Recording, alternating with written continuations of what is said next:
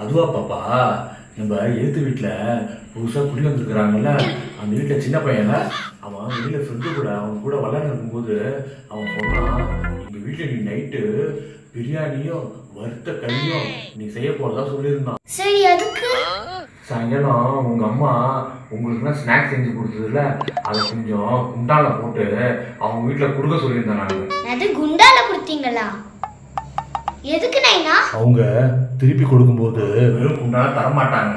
ஏன்னா அவங்க பார்க்கறதுக்கு நாகரிகமான அவங்க தான் தெரியுது. பார்ப்போம்.